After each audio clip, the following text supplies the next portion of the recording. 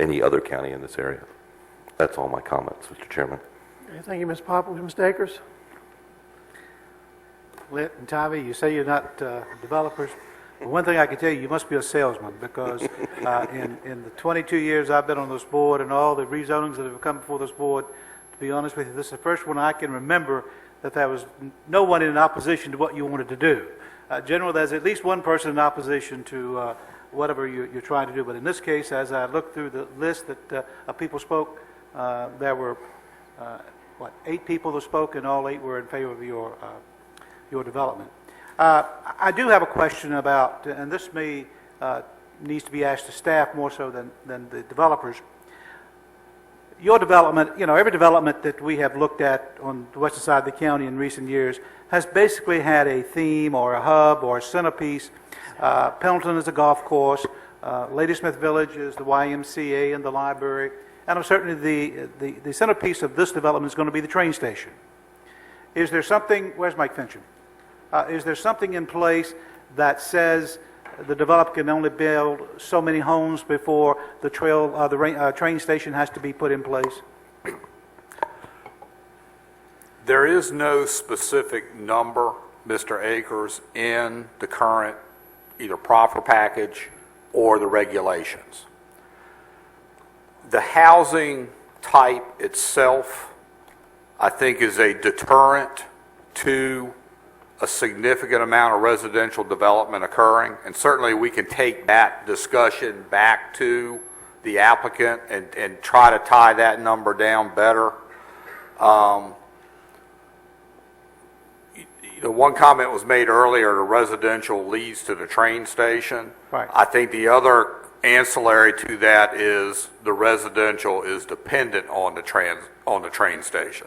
I understand where you're coming from, but again, it may be 30, 35 years before this development builds out completely. And demographics tend to change over a longer period of time. I would certainly feel more comfortable if we could talk in terms of a number of homes that would be built before the train station has to be built, rather than just leaving it up to chance and leaving it up to the fact that, hey, we feel like that the type of development, the type of homes that are being built will drive the need for a train station. I just think it may be important for us to protect the future of that area. And I'm looking to Dan and Tommy and to let what you're trying to do, I think people have shown tonight they support, and it is something that is going to be good for Caroline County. But on the other hand, I think it's important for us to protect the future of Caroline County as well. And we've tried to develop a vision and move in that direction by managing the growth and directing the growth and providing for the growth. But we need to be able to protect that. Okay? Thank you. All right. Thank you, Mr. Akers. Mr. Seeley?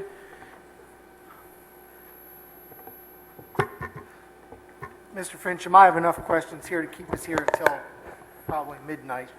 So, well, in light of everybody, I will give you my portion of those questions, but there's a couple of things that I do want to talk about, at least tonight. Is, first of all, there are 3 roads that have to go over the train tracks, that somebody has to build those overpasses. And I know CSX isn't going to build them, and there's nothing in here that's other than it says that they would convey the other crossings to build those 3 overpasses. When in the phasing do those get built? Because I don't see them proffered as being built. I just see that they have to take place. The other thing I don't want to lose sight of, and Mr. Akers talked about it, is that all that's in here is a train station site. There is no train station. And I keep hearing we're getting a train station, we're getting a train station. No, we're getting a train station site that some other entity has to build. So I have to agree with Mr. Akers along the lines of there has to be some fixed amount of development that has to stop before we end up with, because Phase A in this plan shows, over 1,900 dwellings, and I won't say homes because they are referred to as dwellings, and before we get there, we have to talk about how much we're going to allow before we actually have that ability. Multimodal transportation's great, but we don't talk anything about an I-95 interchange improvement. To bring buses and vans and all those in off of 207 is going to entail a good bit of traffic, and there has to be improvements there before we can move much more through it. Even going off onto Route 1, going north towards 639 or even up 606 doesn't buy us anything at this point.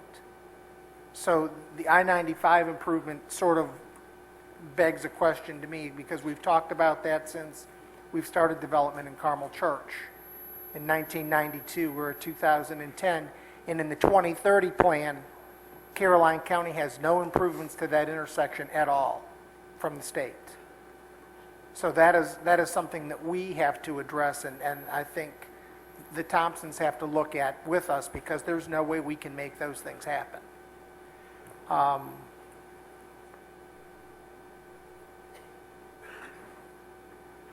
The other question I have is, I see that we have a number of parks that are proffered. How much of that is unusable already anyways? What percentage of that it would have to be left undeveloped? Or is right away, or those kinds of things? And my last one is the entrances to the property and the adjoining properties. What actually happens to those when we start marching down this path? Because as I understand it from past zonings, that adjoining properties then have some sort of rights in terms of development.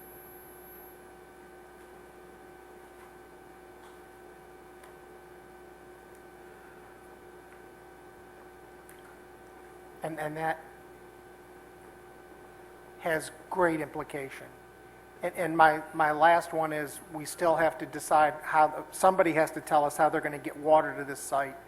We have 7,100 deeded lots already in Ladysmith, already approved, or not deeded, but already approved lots. Don't quote me as deeded, approved. And we haven't facilitated utilities to that. And now we're looking at another 8,700 dwellings. Thank you, Mr. Chairman. All right. Thank you, Mr. Seeley. Okay, Mr. Thomas. Mr. Fincham, can I ask you a couple of questions, and then I'm going to ask Mr. Sloan a couple of questions, if that's okay. In the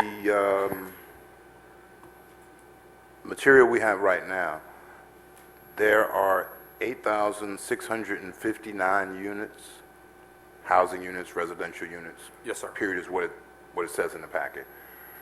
And that represents 4,260 school-age children at build-out, and we imagine build-out's going to be 20 years or so. Particularly, has the application addressed school proffers to some degree, other than our normal, well, I know we're pretty much stuck by the state, but other than that and the school site, what proffers have they addressed? Let me step back a little bit. Please. The figure provided was based upon the current school multiplier of 0.492 school-age children per dwelling, which is predominantly a single-family detached multiplier. Okay. When that figure was created, based upon the then available data, the overwhelming majority of development in the county was single-family detached units. There's a lot of literature on this type of development, and I don't have a specific number that I am using or I have estimated as to what that school-age multiplier will be. I would suggest to the board that that multiplier will be based upon my review of the available information, significantly lower.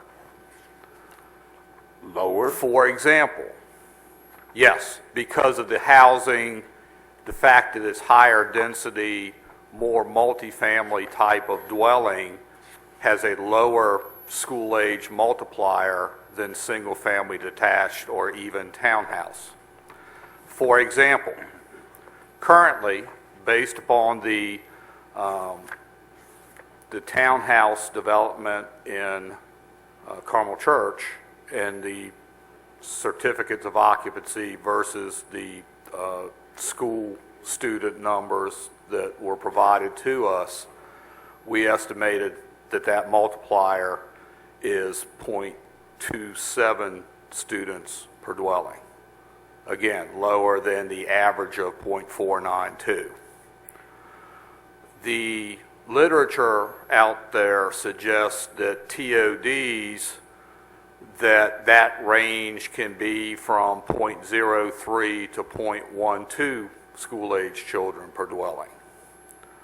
We also looked at some data with a mix of housing types from Northern Virginia, and the range was somewhere around 0.14 to 0.16 school-age children per dwelling. My answer is, I don't think, based upon the mix of housing, the density of the housing, that the school-age multiplier will be anywhere near the current county figure of 0.492. I think it will be less. Yes, the applicant has proffered a school site, and there are cash proffers. Understanding the concerns about the fiscal impact of this development and the facilities that would be generated by this development, the applicant has agreed that they are willing to create or allow the creation of some type of special district to cover the capital facilities necessitated by this project.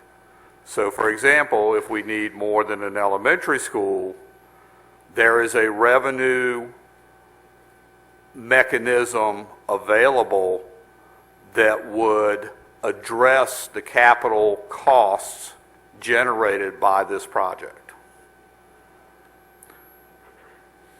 I'm sure we're going to talk about that some more, but so basically what you're telling me is that even though I read it here in black and white and it says they're going to have 4,260 students, your professional opinion, you think it's going to be less based on the new multipliers that we got from Northern Virginia.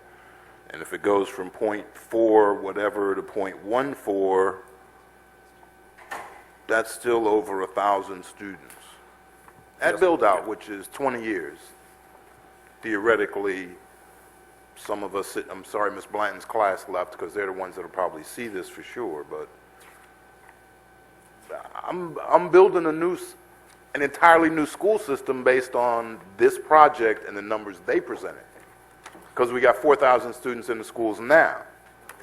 So in 20 years, I'm going to have double the students, which probably means I need double the schools. That number was a number that I included in the staff report based upon the current multiplier. Okay. Okay? So, all right, we'll just take the math for you. And we'll just be fair and say 0.49 was what you had normally, 0.14 is in Virginia. We'll just take the 0.27 that's in Belmont.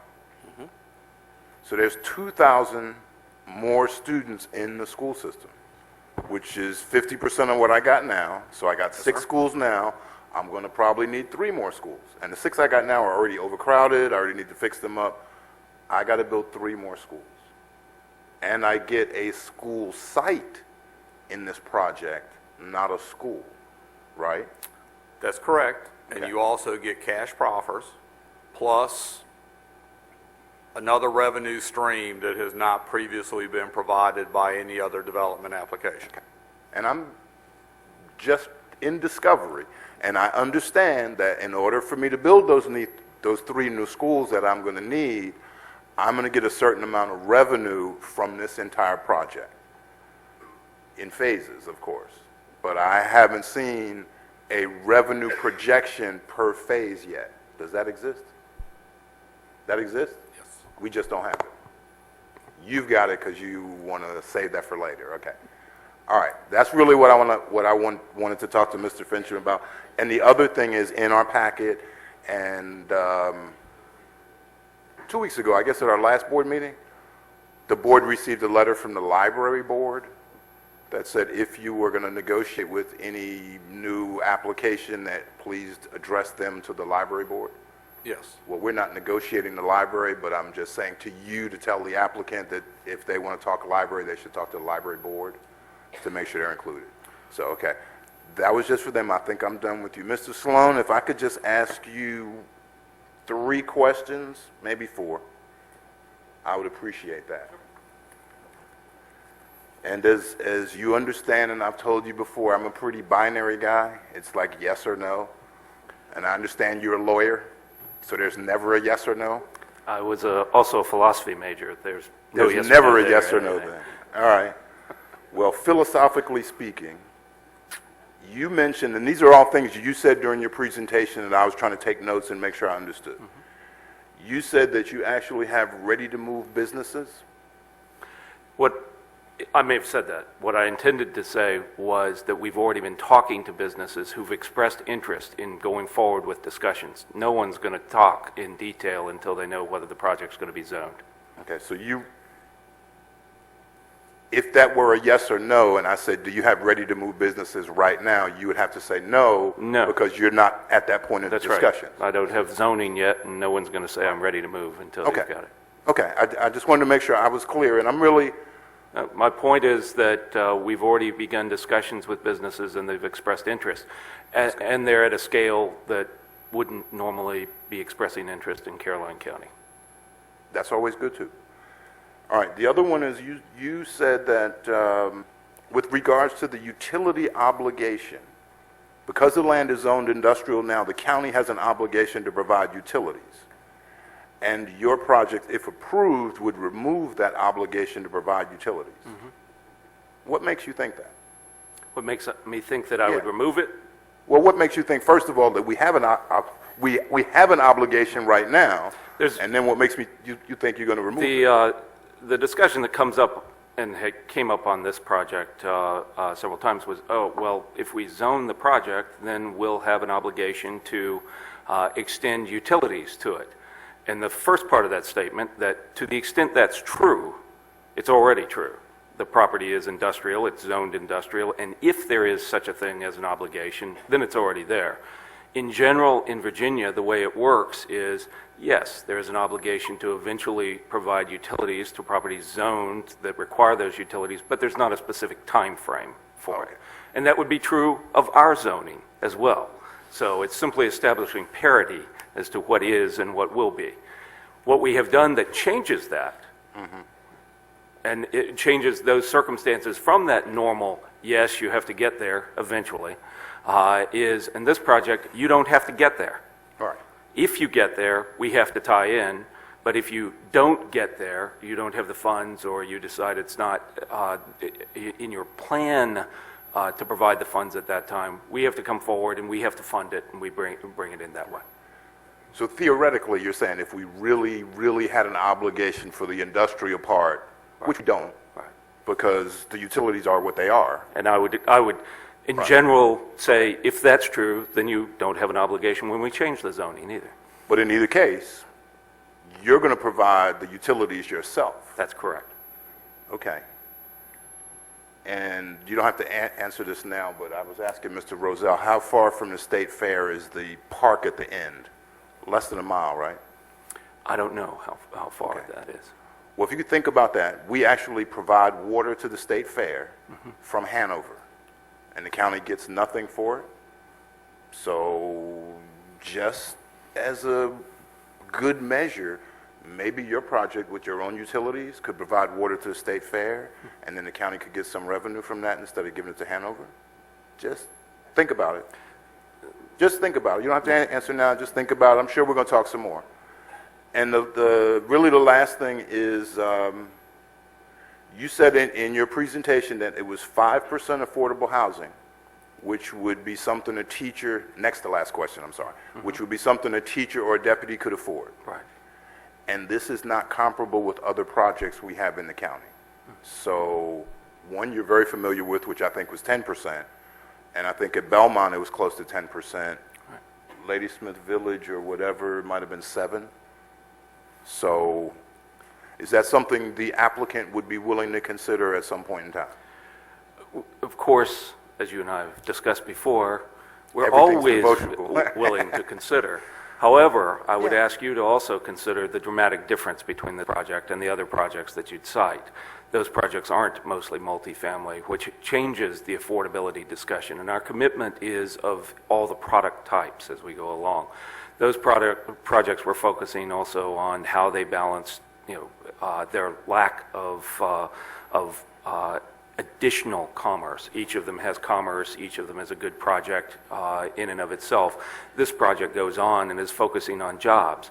This project also focuses on affordability from a different perspective. We're putting a lot of money into being able to change the transportation component of affordability, both within the project and beyond. So I'm happy to have that discussion, but I would appreciate it if you'd also think about the significant difference in this project. Okay. In spite of what you heard, I am somewhat open-minded, so I will consider that.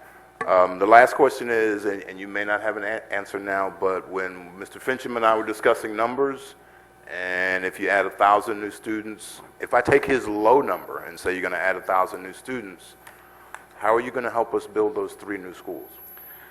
First, the 1,000 is backed up by studies. It's not a randomized number. It's backed up by both TOD studies and then cross-checked against multifamily numbers within Virginia. And those TOD studies are not from just California or someplace. They are nationally, including Virginia. So we've got good support for those numbers. And then what we did was move from those numbers going through the normal cash proffer process, and we've done cash proffers that are comparable to other projects, despite the fact that our revenue stream ultimately will be well beyond the projects. So I think that between giving not only a school site, but a very flexible school site, reflecting the county's not being sure whether it wanted an elementary school or a middle school, we've given the flexibility to respond to that. We've committed to paying money to the county to help it do a green school, which changes the stewardship opportunities going forward. We've committed $75,000 to basically whatever school you do, helping you make sure that it's going to cost you less in the long run. And I think when you sit down and look at our fiscal impact study, we well support that we're doing the right things with regard to the schools. But I'm happy to go through those numbers with you. Well, I'm sure we'll talk some more. All right, thank you, sir. Mr. Fincham, would you make a note that we'll get together and look at their fiscal impact study as it relates to schools? And I guess what I'm going to do for the board, or what I want to look at for the board, is how much money every year of that revenue stream is going to have to go to school capital projects to keep us on track. Because I don't know if I'll be here in 20 years, but if I am, I'd like to be able to say they built all those schools. Thank you, sir. Thank you. Okay, Mr. Fincham, you can come back up.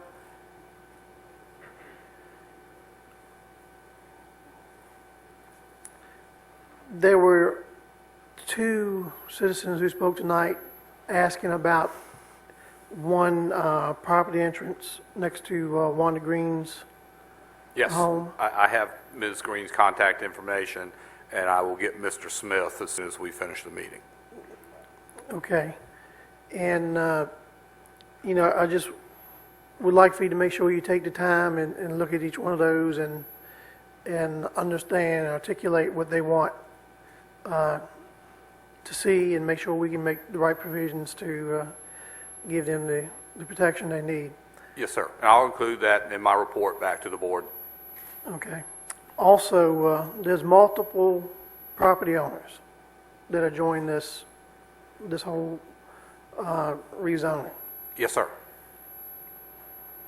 Buffering for each property owner, whether it's a home or a business.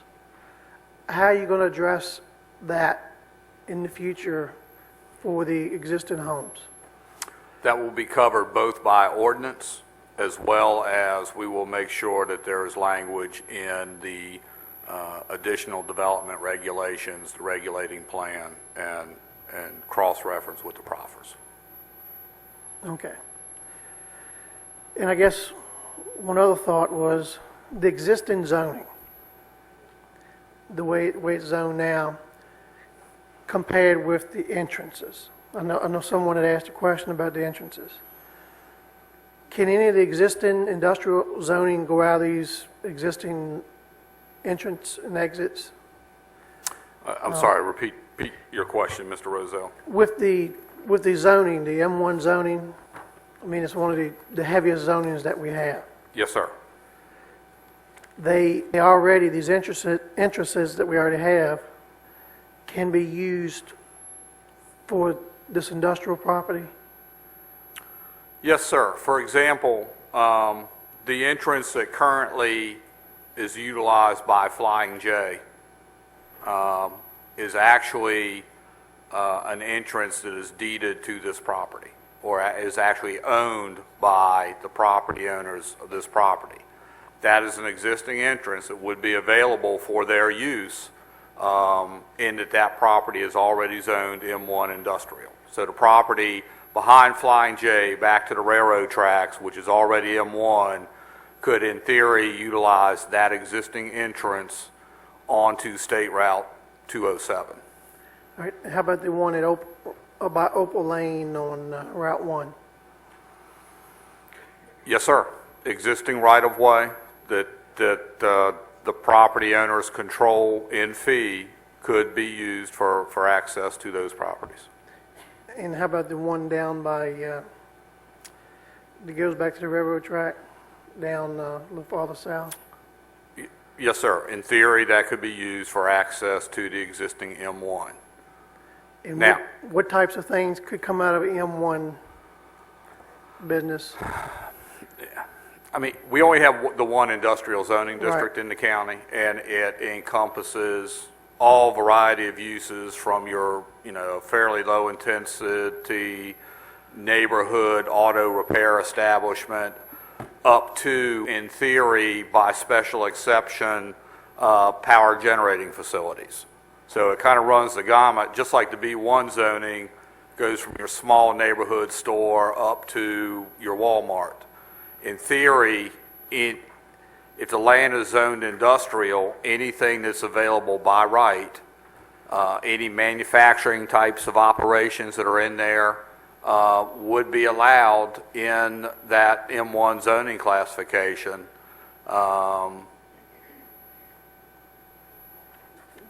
And there's a whole list of manufacturing types of uses that are allowed by right. Okay. All right. As far as the proffers, I mean, this went through the planning commission and your office. I mean, are these proffers in line with what legally the top dollar that we can legally ask for? Top cash proffer, and We think it's close, Mr. Rozelle. I mean, we all understand that, the Planning Commission has made its review of the application. The board is now making its review. And certainly from the questions that have been asked tonight, the board wants us to go back with the applicant and look at those proffers. I think the one thing that we did recognize at the commission level was there's always concern about the dollar value at a cash proffer and whether that is going to be adequate, even if you include the multipliers in there that we are allowed to include by state law, which is the reason we negotiated not only the alternative revenue stream, be it by special district, CDA, whatever you want to call it, but also a 5-year review of both the revenues and the impacts of the project that we have not negotiated in any other type of application. So every 5 years, we're going to sit back down and look at not only the cost of the project, but the revenues from the project to see where we stand in terms of that revenue stream and make adjustments accordingly. Okay. I think for now, that's all the questions I have. And I think we all have a few more questions. Quite naturally, this is a big project. And I frankly anticipated a lot more questions from our board members, and we understand that. So, I haven't seen Mr. Seeley's yet. right. Absolutely. But one thing is we need to get these answered before we can get there, I think. So, board members, as far as tonight, I certainly don't see that with the questions that we have out here, we certainly want to get some follow-up and answers to those questions. So how much time is it going to take us to get the answers that we need, Mr. Finch? You've heard a lot of the questions, and a lot of them you're looking for some feedback. Mr. Chairman, I'll do what I can to have all your answers back to you for June 8th. Let me see what I can do, and if we still have questions, then we can go forward from there. But to the extent that I can address as many questions as possible between now and June 8th, I'll strive to do that. Okay. Well, it looks like we can probably put it back on our agenda then for June 8th. Consensus? It depends on answers, and I guess we can always move it. Sure. If it's not, we can move it again. I think that I have confidence that most of the questions can be answered by June 8th. I'd like to at least see it on the agenda and discuss what we do have if we don't have all the questions answered, because I think this project is important enough to do that. Okay. All right, Mr. Finchman, if you can plan to bring this back on June 8th, we'd appreciate that. Okay. All right. All right, ladies and gentlemen, that's the public hearing for this evening, and we thank you all for coming out. And the board will take a 5-minute recess. In the Board of Supervisors meeting. And next we have item number related to the school, under new business, discussion of school-related items. And I think Dr. Killo is here this evening to ask for us to consider the request that they have for some capital projects. And Dr. Killo, are you prepared to speak to the topic this evening? Yes, thank you, Mr. Rozelle. We're here tonight not to really ask for, we're just asking for sharing some changes from the monies that were already appropriated to us in the amount of $739,629.64. Basically, what happened is once we got in and we came to you with the initial plan, there were some revisions done to the plan because there were some savings.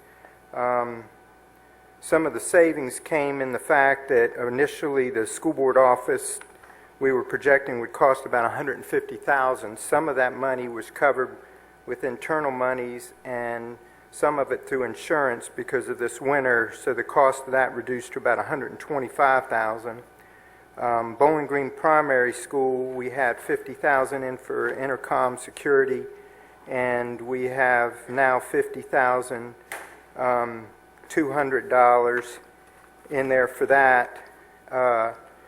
Or Bowling Green Elementary, Bowling Green Primary had $75,000. Now we have $52,000 for the safety and equipment because we found that the prices came down.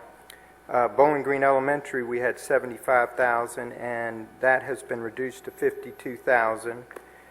Madison Elementary School went from $406,000 to $367,000 odd change, and then the plumbing that was in there of $12,100. The CMS parking lot, we were able to get some lights and work some things out with Siemens, and that took care of that issue. and we now wanted to add or revise through the CIP committee. They wanted to add some final security touches, and those touches, first of all, were to the middle school in the neighborhood of $26,900. And what they're going to do at the middle, we were recommending that we do at the middle school, is instead of being able to come through the first set of doors into the second, right into the cafeteria, that now we will have locking doors. The second set of doors will be locked, and you won't be able to get through those. You'll have to go into the office like you do at Lewis and Clark, and then go through a door in the office to get out into the main building. And so that was going to require some changes. And then at the high school, we were going to do the same thing. We were really concerned with security there because we're having a lot of breaches throughout the building. Some of the students showed me probably a couple months ago some doors that can be jimmied open if you shake them just right. And those are down on the gym area, and we're working on addressing those. And also in the front area, people can get into the building at various times. So what we wanted to do was totally reverse the high school office and move the guidance part in that conference room back down where the offices are and where the bookkeeper is, and reverse the office and move it to the front, and the window that's right beside those doors would become a main entrance. All the rest of the doors would be locked and secured, so if you wanted to get in the building, you would enter the building and come into the main office. Those three changes with the savings still came up to the $739,629.64 that was appropriated. It was just a reutilization of the money once we found out what the architect said would be better projections of prices. We still don't have final prices because it's out to bid. And once we get those, we'll hope that we'll be able to complete all these projects. But we were using those estimates and further estimates that we got from Mr. Gagnon had been working on, and so we're bringing that to you tonight to tell you and let you know what we were and what the board had approved as some of the changes and for the utilization of that money.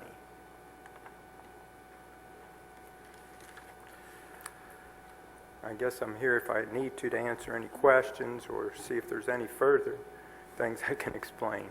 Okay, and I would ask Fran and Mr. Ashcraft, you know, I mean, the bottom line for this evening, what do we need to do to address the issues that they brought back to us? The changes, I guess basically what you have some, we approved some items, and you have some savings and dollars left over. Well, it's some changes. What happened was that money was appropriated. All of it was appropriated for facilities. And what we had shared with you in the past, like I said, was we had money in there for the annex. We had money in there for BGE and BGP. There was some savings there, and we wanted to utilize that savings. Was moved down to the high school. The front security entrance for MES, where we did that total redesign, there was about not even a $40,000 savings, and we realigned the parking lot money. And so basically what we changed, two things, was trying to make the system a little more secure. And you're still going to have to press the button and get welcomed into Bowling Green Primary and Bowling Green Elementary. You won't have access. You'll have to do a buzz-in system. You'll stay in there. They'll see you on the camera. So now we'll have all of our schools secure. We didn't have security at the middle school. We didn't have a secure entrance at the high school. And with the re-establishment of this money, we will have security and secure entrances at every building. And the only other thing we still got to fix is those doors over by the gym at the high school, because it was real interesting to have some of the students take me over there and show me how to do it. And they showed me how you could get in the building. So we have to fix this also. Okay. Fran? Or Mr. Ashcraft? Yes, sir. I mean, for the information we have tonight, what do we need to do for the board to look at to approve as we move forward, as far as the expenses that have been allocated versus what has not been allocated. Mr. Chairman, the reason the subject is before you this evening is because there is changes in the scope of the dollars that you approve.